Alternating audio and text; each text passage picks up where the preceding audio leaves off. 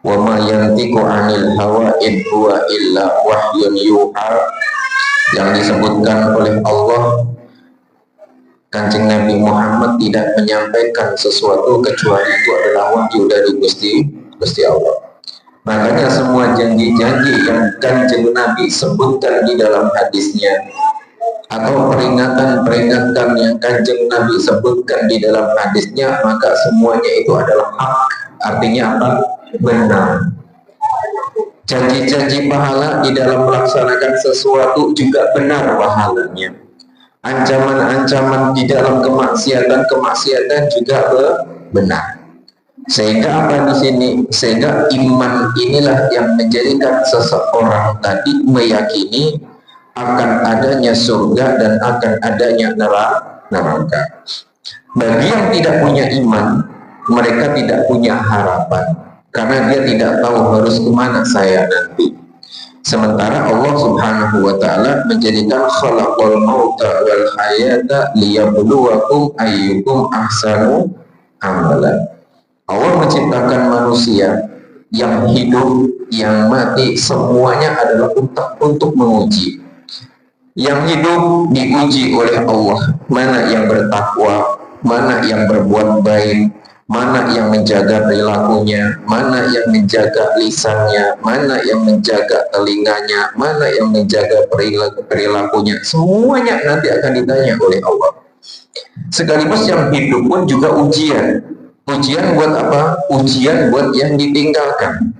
Sehingga apa? Ada orang yang ditinggal oleh orang tuanya lulus. Lulusnya bagaimana? Anaknya setelah ditinggal orang tuanya rukun anaknya, makin erat persaudaraannya, makin saling tolong menolong, makin saling bahu membahu.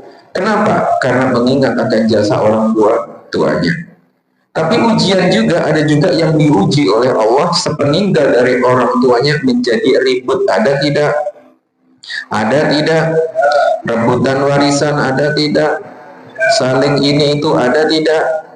Itulah orang-orang yang disebutkan oleh Kanjeng Nabi, itu adalah orang-orang ahli neraka yang berjalan di atas dunia. Jadi orang-orang yang seperti itulah yang disebutkan oleh Kanjeng Nabi untuk dijadikan contoh. Termasuk perbuatan ahli neraka itu apa sih? Di antaranya ya tadi, orang-orang yang ribut rebutan warisan dan lain sebagainya. Digambarkan oleh Kanjeng Nabi itu adalah ahli neraka yang berjalan di atas dunia. Bukan untuk kita tuding-tuding itu orang ahli neraka, lihat dulu ahli neraka naik motor itu, orang ahli neraka naik itu kan habis rebutan, habis bulat dan lain sebagainya. Oh bukan.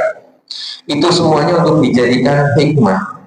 Apa sih yang terjadi kepada orang agar jangan sampai terjadi kepada kita. Yang terjadi dengan tetangga dan lain sebagainya jangan sampai menimpa ketika kita meninggal dunia. Berapa banyak orang tuanya ketika masih hidup semuanya baik semuanya. Kakak adik baik, ini baik, semuanya baik. Tapi setelah ditinggal ribut, rebutan ini, rebutan itu, tudung sana, tuding sini, semuanya terjadi. Sehingga apa? Sehingga yang selamat, yang nyungsep, ya nyungsep. Itu adalah pelajaran. Oleh sebab itu apa? Ketika kita hidup, kita tidak hanya sekedar memikirkan diri sendiri, tapi kita pun juga harus memikirkan siapa nanti yang akan kita tinggal nanti, bagaimana nasib kita.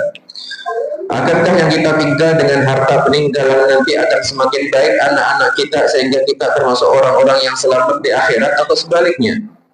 Kita sudah bersusah payah mencari kerja dan lain sebagainya, numpuk hartanya karena tidak dipikirkan agamanya, anak-anak tidak diarahkan dengan cara yang benar, tidak dididik dengan didikan yang benar, tidak dididik dengan didikan ajaran Rasulullah. Makanya setelah orang tuanya meninggal karena hartanya banyak, rebutan warisan.